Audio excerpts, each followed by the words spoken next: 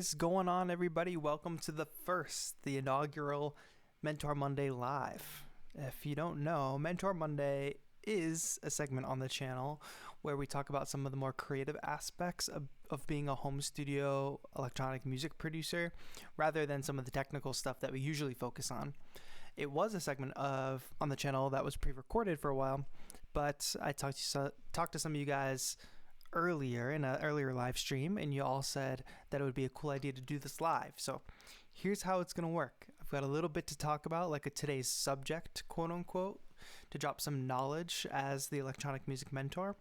And then I want to try something a little bit different where I'm going to drop a Zoom meeting room code into the chat. So if you have Zoom either on your phone or whatever, and I'll take one person at a time to join the meeting and you can ask a creative question, something you would like to ask that's hopefully not technical and hopefully more to do with, being an electronic music producer, home studio stuff about like your motivation, your process, things like that. If you have questions about that, start formulating them, because after I'm done with sort of my spiel about what I want to talk about today, we will dive in and start taking a few calls. I might not be able to take all of the calls, but I'll try to do my best to take as many as possible. Figuring this will be about an hour-long stream today. We'll see how it goes, and if you guys like the format, we'll keep it up. But let's dip into chat and see who is here. All right, what's going on? Manuel was the real first. Nice. And Capel, you actually made it. Good to know. Good to know. All right. Chris Kringle, what's going on? I wonder if that's your real name. Hi, Toro Dog. Nice to see you. Rico, Zach, Slithery Slime. What is going on? Slimer Claimer. I wonder if that's your real name. That's so funny. Ahmet, Rushane, Danio, Camilo. What is up, folks? What is up? Haggadah, nice to see you all. Welcome all to the stream, the Mentor Monday Live. Let me know in the chat if you guys watched original Mentor Mondays. Let me know. I'm curious to know if you guys actually did that. Also, how many people are going to complain in the comments later that I'm wearing my headphones over my hood? Like it matters for this. I don't know. But switched the lens on this camera, so hopefully it's looking a little bit better and a little more fancy. I'm actually going to take my hood off. I don't even need my headphones on at the moment. But let me know. Nassim, of course I remember you. Let me know if you have watched original Mentor Mondays, because if you have, you probably can get a feel for what we're actually doing today. All right, ready to get to today's topic? Today's topic is about, the title is how to maintain focus for the vibe and mood of your music. And there's a particular technique in doing this, which is something that I learned from Jay Views. I got to sit down and do an interview with him before all this craziness broke out in New York in the Splice Studios. We had a conversation about his creative process, and he was talking about creating mood boards for particular tracks. And I found this to be a really interesting idea. Especially for those of you who work on tracks and maybe don't come back to it for a couple days. So if you're not just working on a track once and then done, if you have it over the course of a few weeks, or even if you're collaborating with, say, a vocalist or an instrumentalist, it's important that they get the same vibe that you're getting so they can approach it the same way. And basically the idea is, if you're writing some type of West Coast hip-hop track, so what kind of imagery does that bring to your brain? West Coast hip-hop, right? We think about some cars, we think about sunsets, we think about open roads, we think about palm trees. So what JV's talked about was putting a mood board together, like sunscreen, and taking all these photos, putting it into a mood board so that every time he opened up this project, he could look at the board and think of his track and get that same vibe. Because if you sit down in one instance, you're in one type of mood. But if you sit down a day later, you might be in a totally different headspace. You need a way to reframe your brain back to where you were when you came up with the initial idea of the song to maintain that focus. And I want to expand that out to your broader creative process, because the idea of mood boards and collage is something we can take further into our beat making and music making process too, especially when we think about influence, where we draw influences from, because we don't want to just copy other artists, of course. But if you think of a playlist as a musical mood board, you can assemble a playlist of lots of different kinds of music. It doesn't all have to be the lo-fi hip-hop playlist, where it's all kind of the same genre. You could have a playlist that represents a mood or your inspiration for the time, which can include lots of different genres. And from there, if you're getting inspired by that varied playlist, and you can basically create a collage of influence, and that's how you create your own sound. If you think about any great artist that you listen to, try to hear who their influences are, or look up an interview and see who their influences are. You'll see that they're most likely taking bits and pieces from all different places and combining it to make something new. Or else we can just identify it as like derivative or derived from like one place, which is not that interesting. The great artists are pulling from a bunch of different places and doing something new. So that's the main spiel, but I wanted to show you guys a couple ways that I'm using mood boards as sort of inspiration. And one way I'm doing this is actually on Instagram. So every Monday on Instagram, I've been doing these mood boards. And let me go back so I can show you guys the whole thing. So I basically will take like 8 pieces of visual inspiration each Monday and just put together these different styles of mood boards. And you're probably thinking like, how does this even apply to music? Like what? But like you can see that everything has a semi-cohesive element to it, right? Like there's a cyberpunk vibe. There's also obviously a little bit of Star Wars, but a little bit of like the organic mixed with like gold and silver, like metal versus skin, organic versus manufactured, and that's something that comes through in my music, like samples, organic samples against electronic elements, of course. And this one starts today. So even more, I was in more of a sci-fi headspace today with these panels, different designs. So even if you had to think of a temperature for these, right? Space and marble, you think cold. So that's a mood. Like how do you translate cold into your tracks? It's more like just sleek design, cyberpunk again, mask. Like this is transforming something else, like recycling like Adidas shoes into mask form. Some Kylo Ren action, and then just like robes, like black robes, flowing robes. The red is accented here, the black flowing in the wind. It's the same thing with his cape here. So wind, how does that transition into your music? Or how can you just at least take this visual identity and evolve it into something musical, into a mood, into your music? I hope that makes sense, because we don't want to just be inspired by other music, right? I talked about that in another Mentor Monday. We should be taking inspiration from all sorts of places. So sure, the tactics of like, what kind of chords are you going to use? What types of sounds do you want to find is one source of inspiration. But another source of inspiration can also be these visual elements.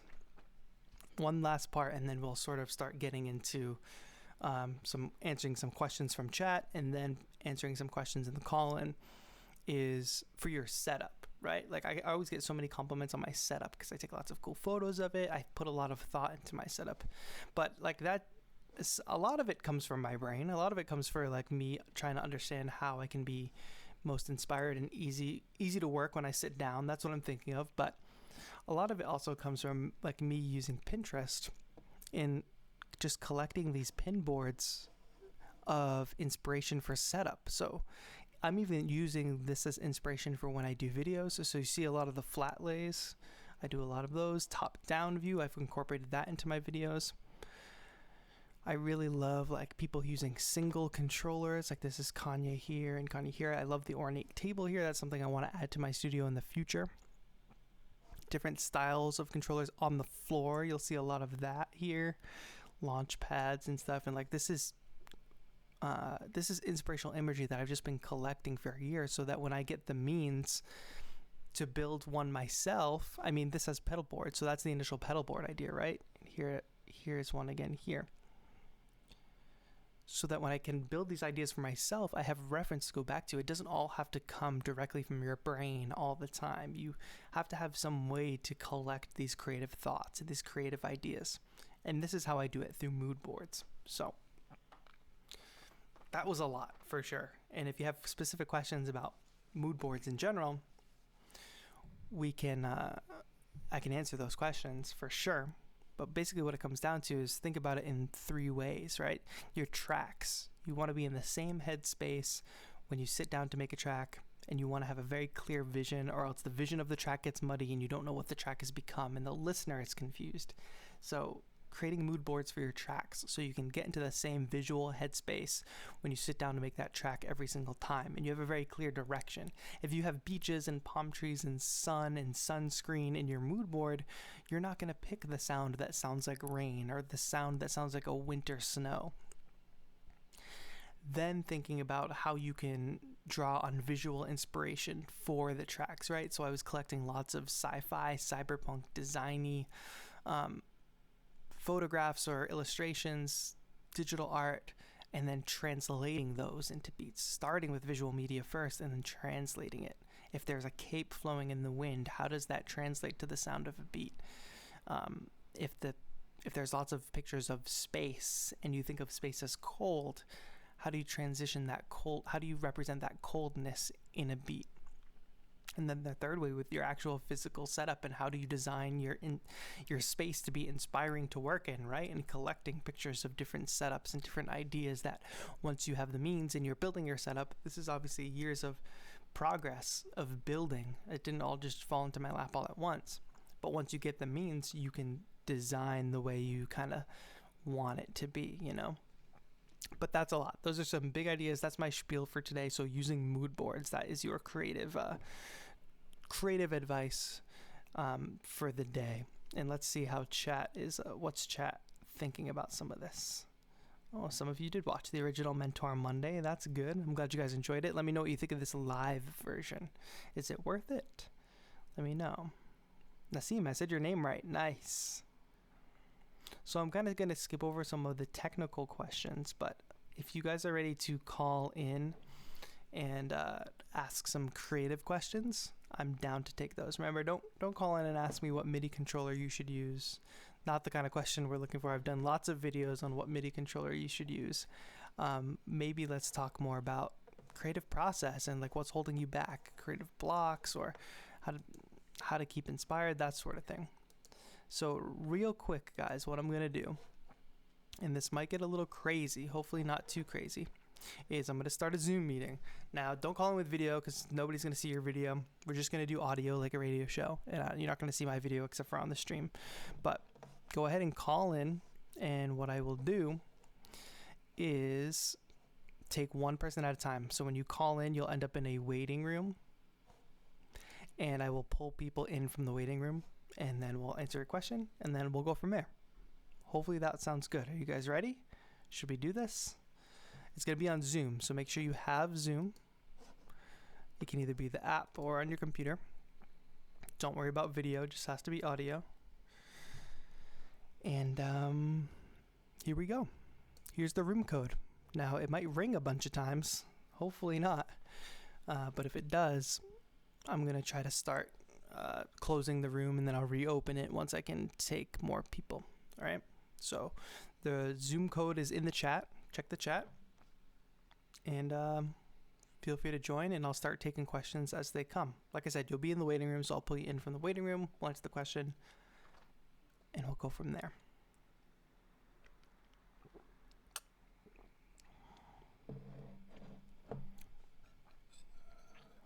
Keegan asks, do you have any suggestions for a setup but in a bedroom? Yeah, I mean, my setup was in a bedroom for a very, very long time.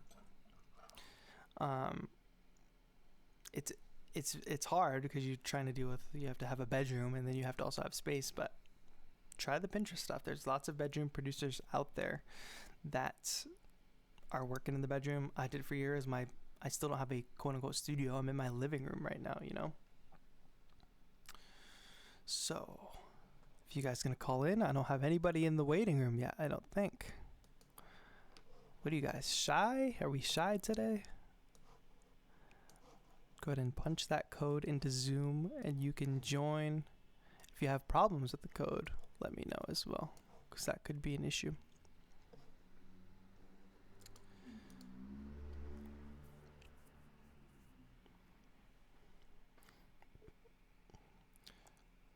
Shani says, honestly, the main thing holding me back has been in my insecurities and my lack of music theory knowledge. I'm taking a Skillshare class on theory though, so right now,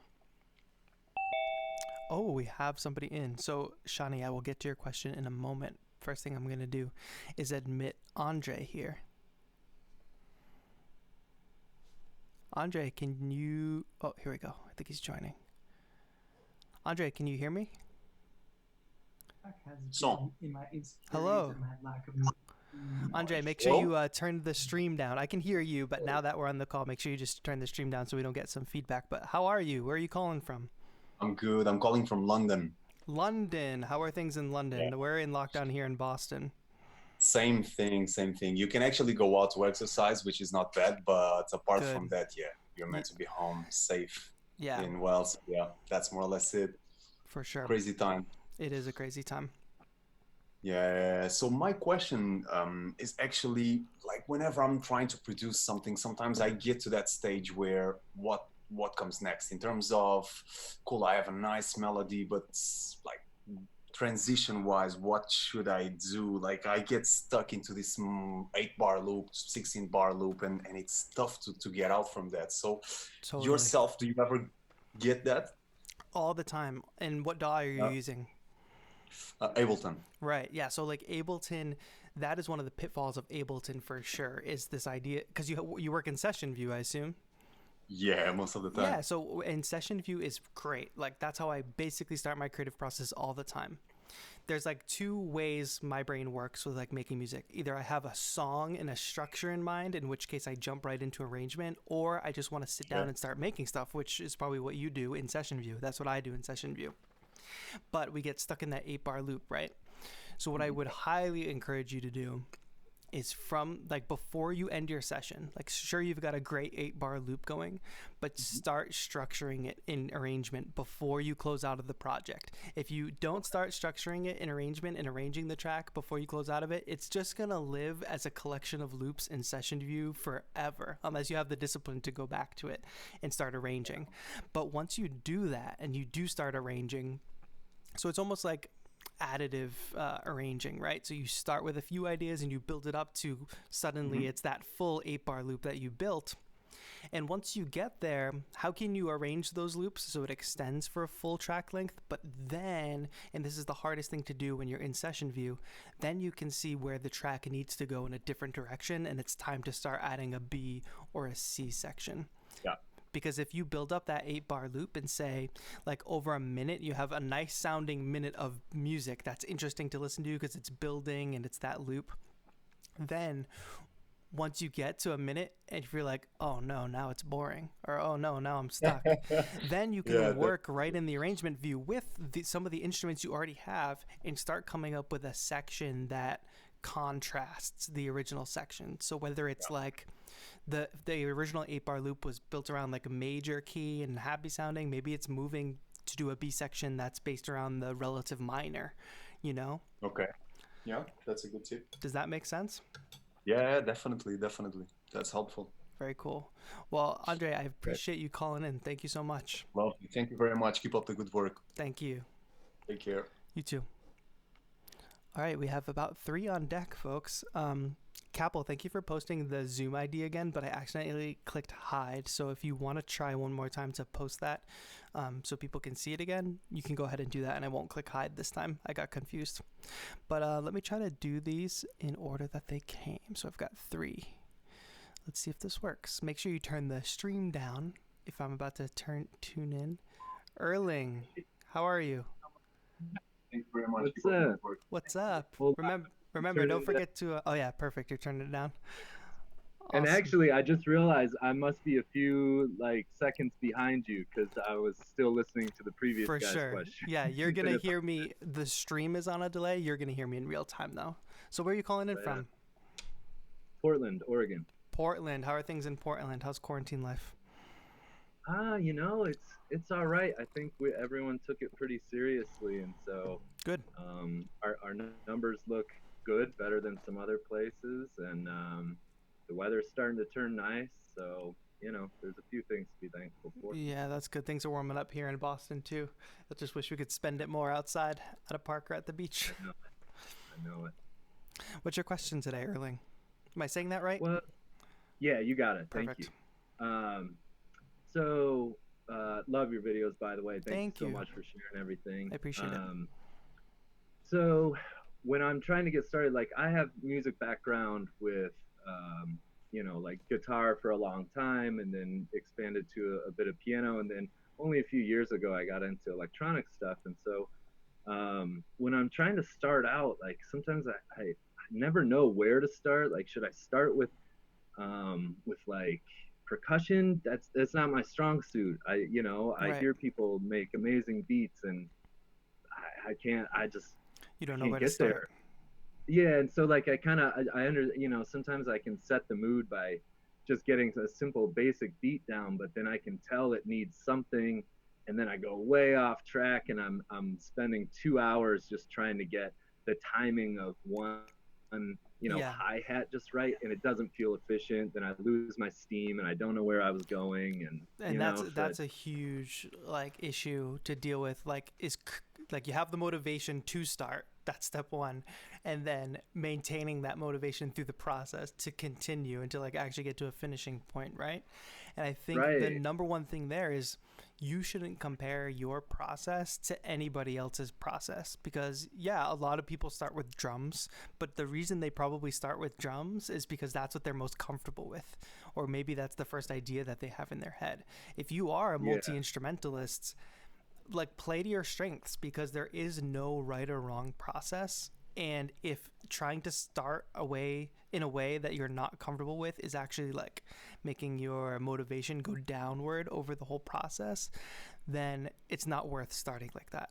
So just start with whatever makes you comfortable until, yeah, but simultaneously building up the skill. Like it's both. It's like you want to be motivated, so you want to lay down some stuff that you really feel good about and sounds good, but you also don't want to build up the crutch, quote unquote, that you have to start like that.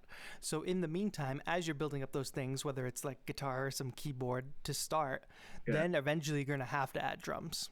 You're going to get there, and it's going to be a right, little bit of a work in progress until you really get comfortable doing that. But if you don't ever get to the point where you're having fun, then really what's the point of the process, you know? And at least you'll start having fun. You're motivated. Okay, trick your brain. You're going to start by doing something you're comfortable with, and you're going to be having fun. Then you're going to be even more motivated because it's fun and you're having success. Then it's time to yeah. work.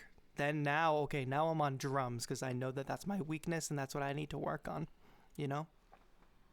Yeah, well, so that's perfect. And so, kind of to that end, what I just recently got like a foot pedal so that I can start and stop recording. Nice. Because what I'm thinking about doing, I'm proficient enough on guitar to where like I can just start playing and noodling around on guitar.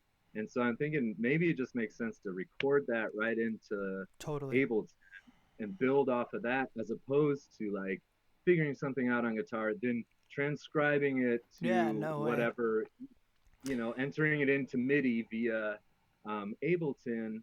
That just takes so much time, and it kind of interrupts that creative process. Absolutely. I think as soon as you sit down at the desk, you should have your guitar in your hands, press record in Ableton, and play to a metronome. Like, of course, set a metronome so Right. everything, like, pick a tempo. Even find a drum loop that you like, if that's going to inspire what you Yeah. play. So you're not even focused on that, and just play and record literally. Don't wait for like the perfect idea to play and to find that 8 bar phrase that you want to keep and hit record. Yeah. Just record and I learned this from Trent Reznor and Atticus Ross, who do a lot of movie scores. Trent Reznor, well, obviously Nine Inch Nails, but they do a lot of movie scores too. And they said that this is a very similar process that they do in their movie scoring. Is they just play and let the tape roll, and then you grab the gems out of that, so you no longer have that pressure. That's the thing about Live 10 too. Are you running Ableton Live 10? Yep. Yeah, so the thing that when you use MIDI is an advantage is capture MIDI, right? So I can play a bunch of Right. ideas without pressing record. And I didn't Yeah. realize how much of a pressure pressing record was until I started feeling using the capture MIDI function, because now anytime I think to go back and record an idea that I already had, it's so much pressure and it's so different and I can't get the same idea to come out. But now that capture MIDI exists, you just push one button Yeah. and boom. But for you, for audio, it's not that simple. So you have to just let it roll and record the crap. But within the crap, there's going to be good stuff. Well, and so that's kind of, with recording the audio, it's this something that I hear on guitar that I'm like, oh, I want to hear that. Yeah. electronically. I want to hear that in MIDI.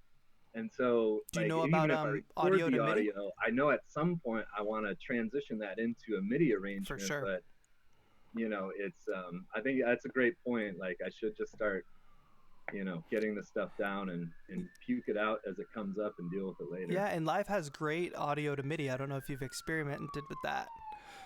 Not So really. What would be the best way to kind of? sirens on my end. Sorry. Um, Oh, no. the so it's actually very easy. If you are running Live 10, then this should Yeah. work. If you have your audio track, clip a piece of your guitar track, right, and just drag it into a MIDI track.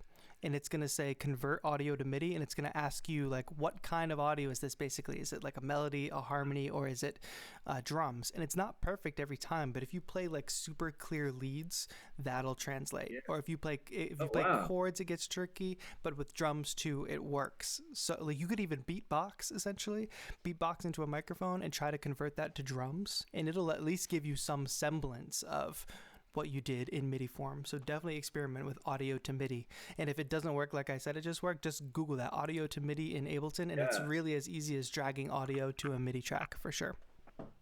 That's awesome. Thank you so much, man. No problem. Erling, thanks so much for calling in. Cheers. Have a good one. You too. Chat, these are great. I'm glad the call-in show is going well. All right, I'm going to dive into the next one. I got Charles that I'm going to admit, and then I've got Camilo on deck and Irlanda on deck. All right, so Charles, you're up next. Remember to lower the stream so it doesn't feedback because they are on a delay. But thanks, chat. Chat, how are you liking the call-in type segments? Charles, can you hear me, Charles? Let's see if Charles can hear me. Can you hear me? Yes, I can. Perfect. How are you, Charles? Where are you calling in from? Calling from Bullhead City, Arizona, which is about 85 miles south of Las Vegas. Oh, wow. It's hot over there. It's getting there. Nice. And how are you doing with quarantine and all that? Doing okay. We don't have a lot of issues up here right now.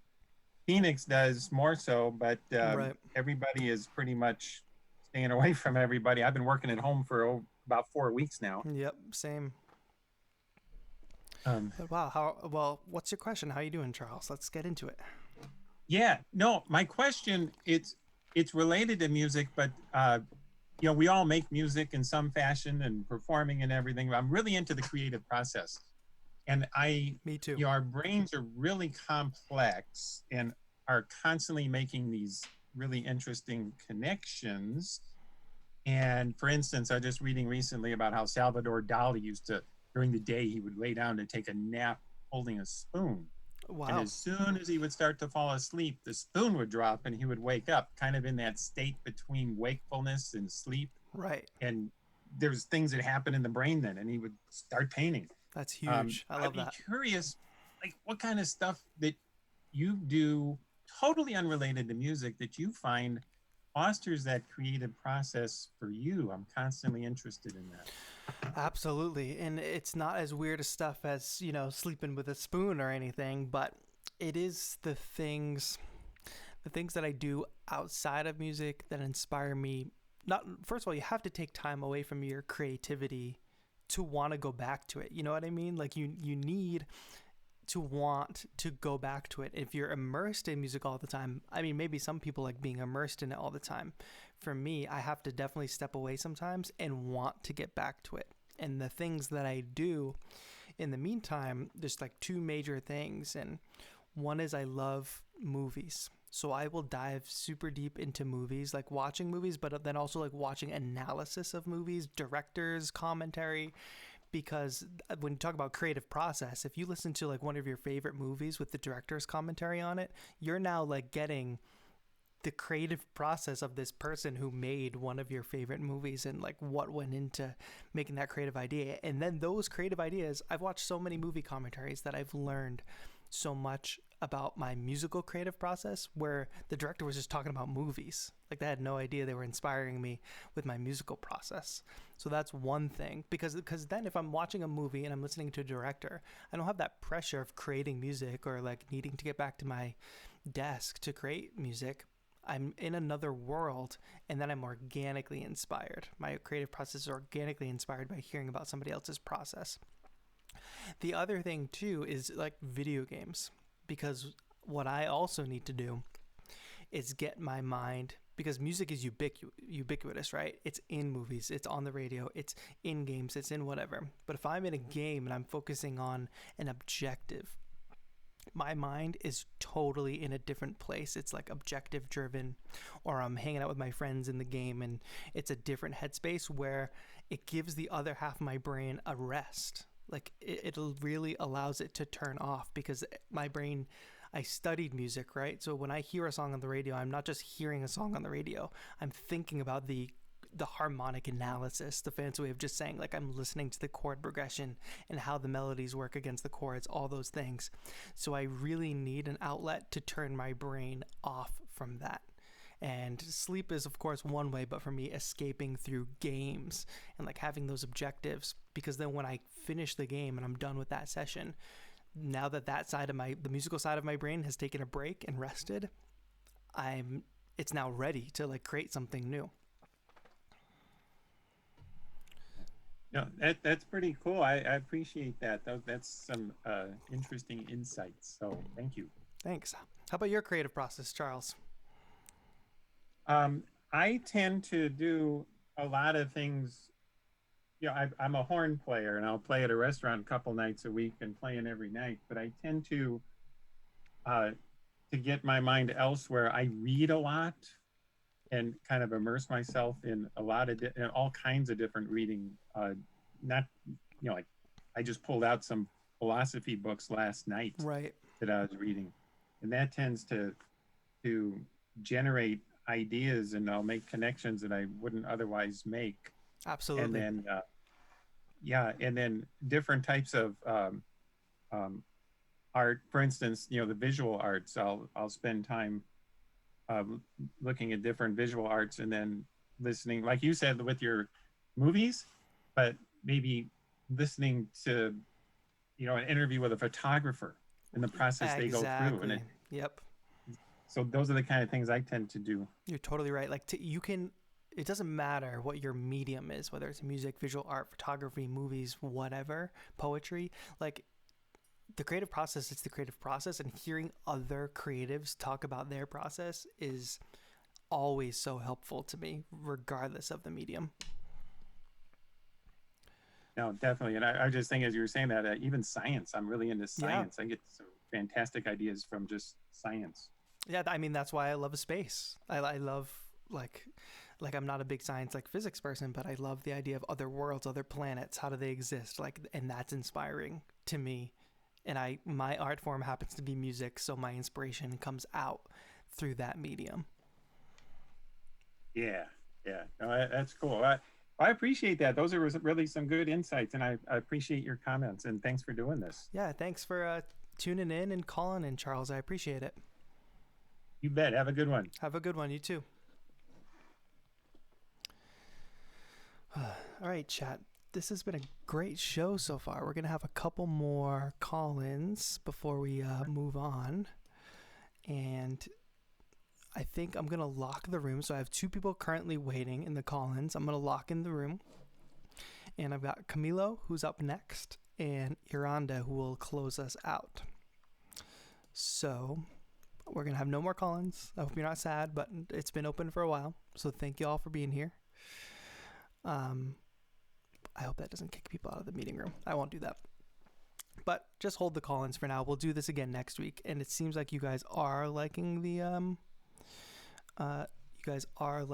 call-in show. So let's see. Before I get to you, Camilo, I am going to dip into the text chat and see what's going on.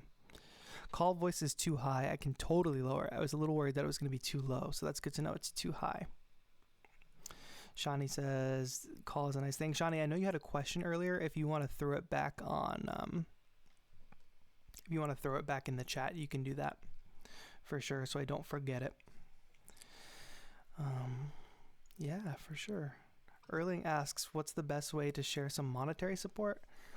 So like I know everybody's going through different times right now where it's kind of hard, and monetary support is definitely not required or expected from you guys. Like, you guys being here in stream and watching the videos is enough.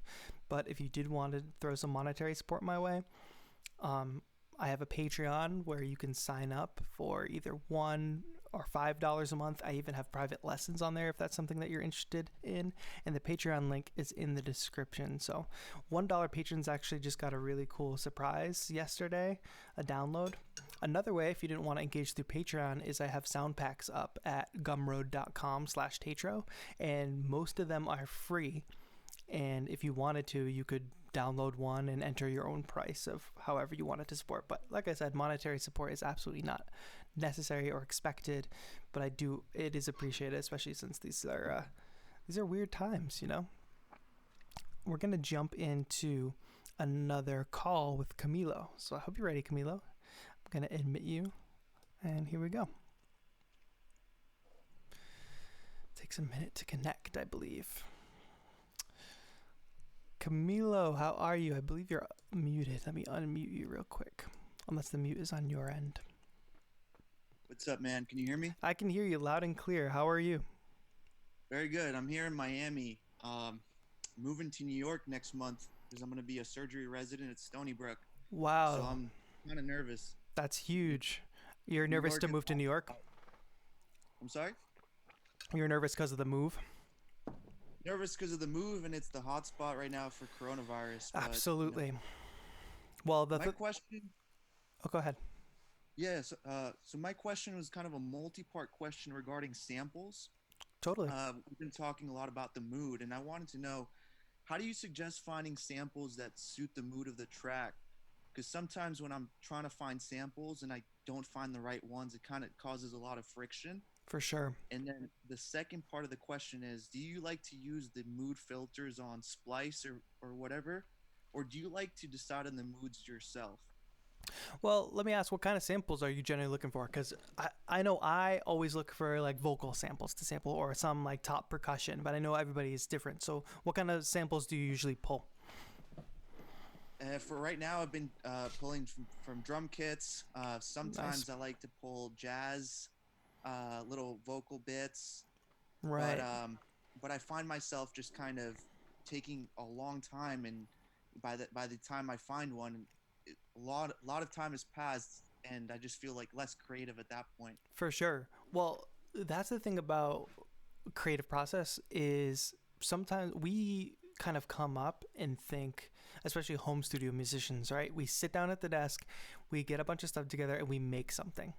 When really, like, a lot of like big names, their processes are like expanded so far beyond that. And what I mean by that is your sample collection process doesn't have to be in the same sitting as your music creation process. And especially, like you said, if you're finding yourself like too super exhausted and tired by the end of collecting those samples, then maybe it's not the best thing for you to, maybe it's just self-defeating for you to think, oh, I'm going to find samples and I'm going to make a track in one sitting. Because especially with Splice, which they have a mobile app, I don't know if you know that, there's a mobile app that you can use, and you can't actually download the samples to your phone or anything, but it's so you can collect sounds on the go. So like if you commute at all, if you do any kind of stuff where you're out and about, or you can just be on your phone, instead of opening like a phone game or texting with a friend, open up the Splice app and just dig through samples. Because my second part of that answer is like it's trial and error for sure. I mean, you see me do streams where I'm digging through, and sometimes it takes me like 5-10 minutes just to find the snare that I want, and that can be super frustrating, right? And it's different every day. Some days you find it and you strike gold right away. Other times, you know, it takes a while, and that's just based on the day and based on where your headspace is at. But the third part of that for me is so first part being like separate your music creation process from your sample collection process. Second part is like embrace the fact that some days it's going to take a while and some days it's just going to come like that, like in a snap. The third part is collect those samples and start using the same or similar samples across a bunch of projects. Not every project needs to be built from the ground up with totally new samples. Some projects, like for me, in my Ableton browser, you can like kind of sort it how you want.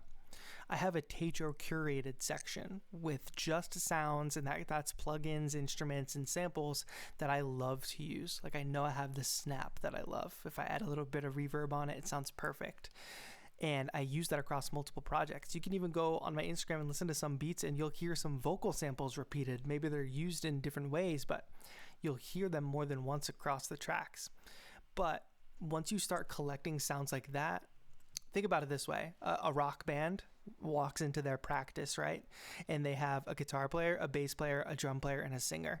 And they have that every single time. They don't walk into the practice room and say, what instruments are we going to play today? And spend hours, each of them, picking what instrument they're going to play.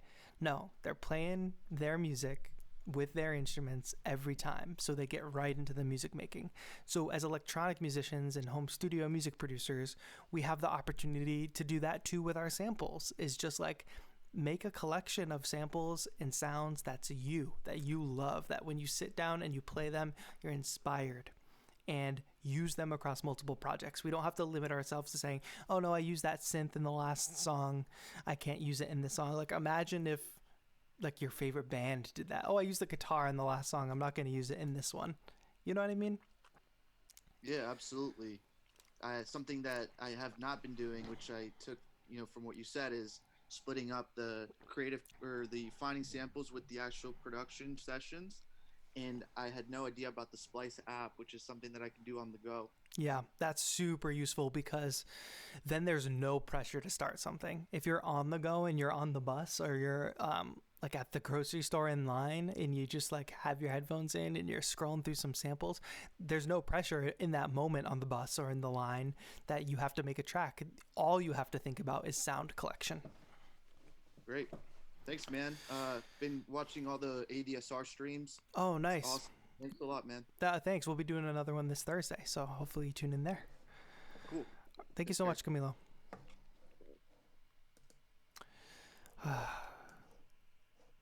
Chat, I'm having fun, and I hope you guys are having fun too, because this is a really different kind of connection rather than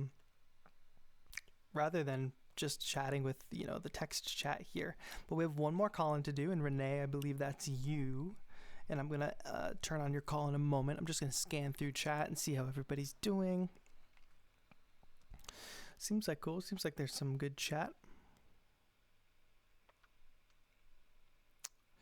Yeah. Shawnee, I'm not sure if you reposted your question or not, but just do it at the end if you still are looking for an answer for it, because I had an answer for it, but then we started the call-in segment. My mom's here. Hi, Mom. I'll let you guys answer these questions in the chat because you guys probably all know what I'm going to say. Ultra says, should I get an Akai MPK Mini or the Novation launch key? Somebody link him the video, please. Yeah, for sure. But let's do the last call-in because you guys seem to be enjoying it for sure. All right, Renee, you're up. Remember to mute the stream.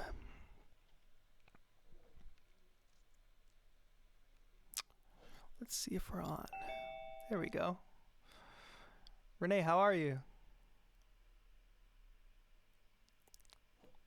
I think you're... oh, there we go. Can you hear me? Yes. Testing, testing, testing. Can you see my face? I can. How are you? Where are you calling in from? Well, Santiago, Chile. Nice. Let me show you something. Nerds Unite. Dr. Nice. Very cool. Very cool. How you doing today? What's your question? Okay, but first, before that, I wanted to mention Tapple was mentioning about his dad in the chat about convincing him to get a launch pad. Oh, yeah. Basically, I've seen his set. I've seen his room. It's like for me, it's like Marty McFly's room. and basically, I've seen his guitar, I've seen his keys, I've seen his basically his setup, and it seems that he's very serious at a very young age, and his dad should follow up on that. I mean, it's because he's serious that he's enthused and he wants to build up his rig For sure. and all of that. And especially the launch pad is something that he can use for finger drumming that maybe, I don't know, maybe, yeah, Eastern Europeans from that era might be like not up to date with that kind of like either technology or concept. Right. You get a of lot of using, like, classically trained parents who say, "Oh, learn the piano first," which it is valid, but it is hard to convince parents sometimes about what to get. And Capel, basically what you got to do, and we'll just answer Capel's question real quick, and then we'll get into yours. Is like, just show your father that you're serious. The more you do with your stuff, and the more you can create, and the more you can show a need because you're actually taking it seriously. And like even Berkeley has a program where people can, not that even if you were thinking about music school, but you can apply to these schools now as a controllerist. So you could apply with that launch pad. It's not, you don't only have to apply with an instrument like guitar now. Like this is something that you can actually go to schooling for. So maybe that's a piece of leverage on your side. But yeah, take it slow and steady. Parents are trying to wrap their heads around all these new things, Give credit to the parents. But what's your question, my friend? Let's jump into your question now. Okay. But also I wanted to comment that personally I started like, I mean, I was like involved in bands, and I'm kind of like sort of like known among a group of people here in Chile. But I mean, basically, it was usually like using other people's stuff or very basic things like Rebirth back in 1998 or something like that. Right. And just only recently, like around 45 or something like that, I started like buying up stuff and like starting getting together my rig. And as you can see, this is like my kind of studio that's like by a closet that has like this like like this hobby hole or something like that that has like a desk and things like that, and that's where I kind of set up my studio and things like that. That's great. If we could all have our own little corner, we'd be good, Yeah, but it's very late in life. I mean, right. So to me, I see like as a luxury that Capel can start like almost at 15 and all that. For sure. Now the other thing is that yesterday I was like, what's the name of the channel that you're involved? 354 Labs. Oh, 343 Labs. I'm the creative director. Right, 343 Labs. So yesterday I was like involved, and I got in the chat. They were like doing something similar to what you do, but like in situ, like on site. For sure. Showing like the stems. Yep. So that your colleague could like comment and like test out in Ableton what to do and things like that. Yeah. So they were like mentioning the stereo field, and like sometimes like the sounds can cancel out depending if they're in mono. Totally. Or how they're placed in the stereo field. And I wanted to ask about that because sometimes like I've gone through I started to suffer sort of like a change because I got involved with this like architect guy that was like really toying with the idea of making like a video art. So I made like this kind of like minute pieces of soundtracks for his video art that actually with a kind of like mentality, the decorative mentality that architects have, that I had to like kind of like to my music, kind of like think of it as like very decorative. Yeah, they're thinking spatially, pieces, right? Like thinking of the music in the space. Yeah. Like, and also like without ego. It was very crazy because it's kind of like removing myself and letting like the space and the music talk for itself, not like absolutely. Not saying this is not Renee doing the music. It's more like the music's there to service, even though it's like very minimalistic video pieces. And what happens is that some things, like especially when I started out with the MPC Studio, would be like a kind of like an explosion of percussive instruments and things like that. And I would notice that it would make like these kind of layers and layers Yeah, of harmonies or atmosphere and things like that. for sure. And sometimes it would kind of like cancel out in the audio sense. Yeah. So that in relationship to what I was like watching yesterday regarding the stereo field and all that would be my question.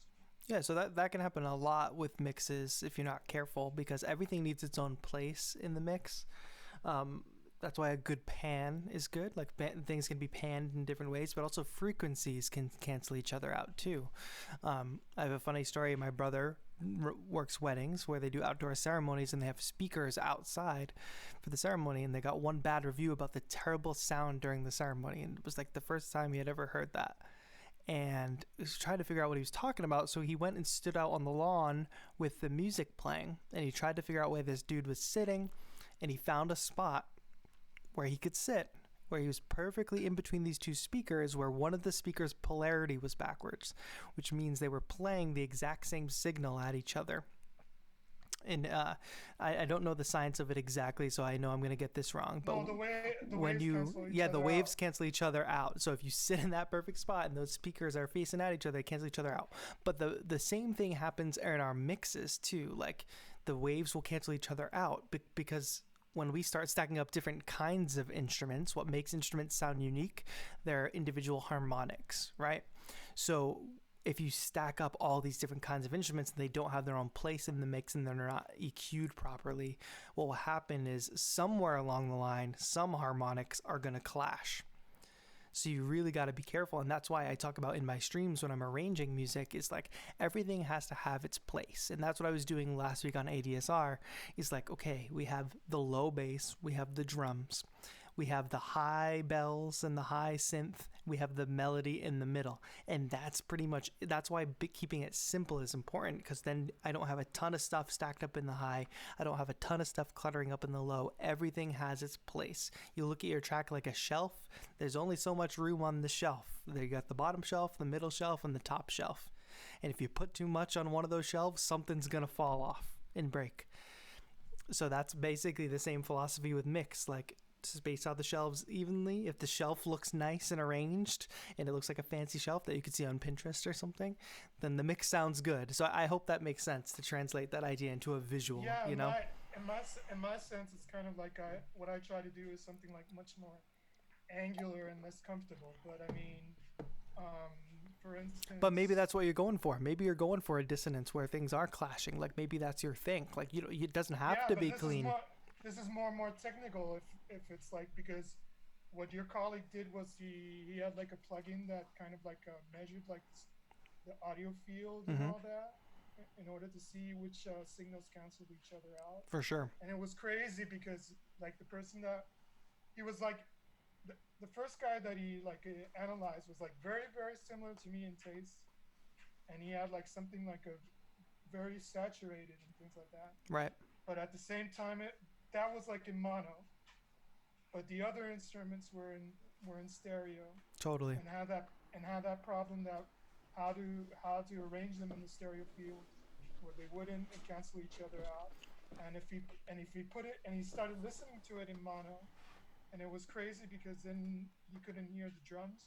Right. And he could only hear like the kind of general sense of like the first like the kind of bass sound and then the small like harmonics and melodies maybe that managed to like be on top of the mix. Yeah, the instructors over there at 343 Labs are super like technically capable. Like if you guys don't know, I'm the creative director at 343 Labs, and got some great electronic music producers and performers teaching there. And I think Icarus Moth, Nathan was teaching there doing a free masterclass, I believe, last night. And that could have been.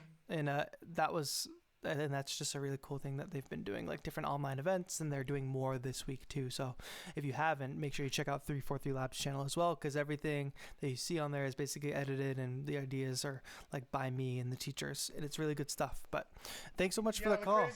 The crazy thing was like I was like in an advanced math class, and now I'm like going to elementary school and asking my teacher about That's the great thing about learning, man. We're all like elementary schoolers on some subject, no matter how old we are, you know? Yeah. For sure. Okay. All right. Thank you so much for calling in. I appreciate it. And thanks for always being here on the streams. Well, when I'm not, I always watch it like deferred, like in the archives. For sure. All right. Thanks so much. Have a good one. Likewise. Bye. Adios. All right.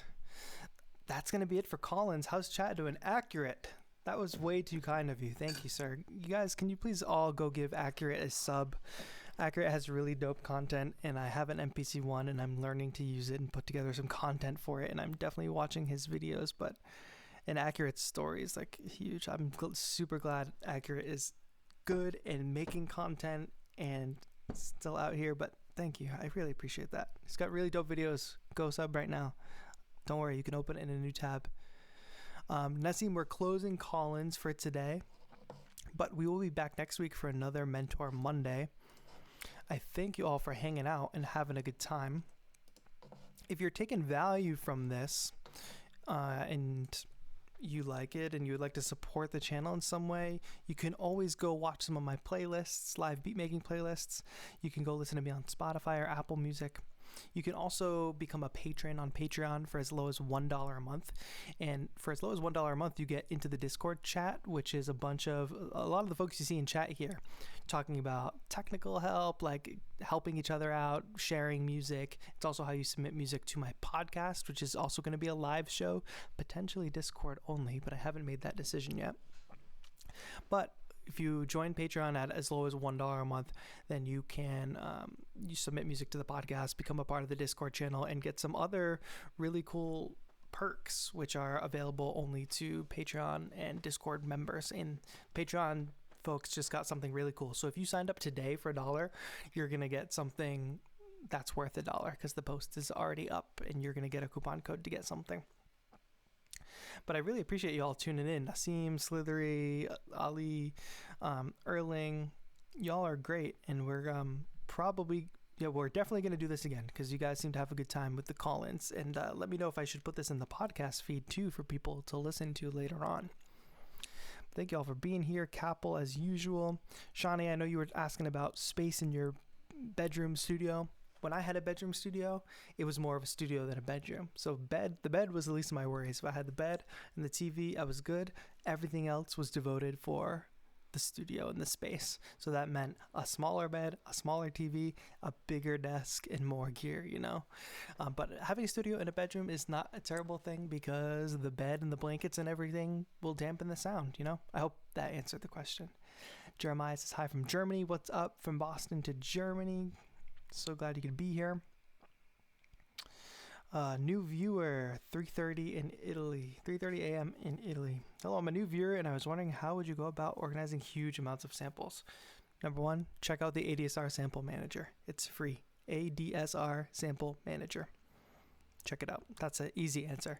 You can sort all your samples. I've got a video on it on ADSR, so even if you want to look at it before you download, just look up ADSR Sample Manager on YouTube.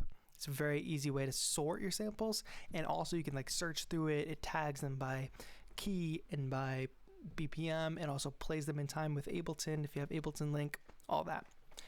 Slithery says you need more subs. I appreciate that. Thanks so much. Oh, Nova's here. Great. So glad you're here. I'm glad you guys enjoyed Mentor Monday. Like I said, if you took value and you want to support the channel, head over to patreon.com/TAETRO. When this is all over, consider becoming a patron. Just look at some of the perks. And even if you want one-on-one lessons, like once a month, that's up there too. This has been really cool. I think we're going to do this next week and continue Mentor Monday live. If you guys have ideas for subjects for next week, Mentor Monday, let me know in the comments when this video goes live. But this has been great. So don't forget, head to patreon.com/TAETRO if you'd like to support. Subscribe to the channel if you haven't. And this has been TAETRO. Have a good one.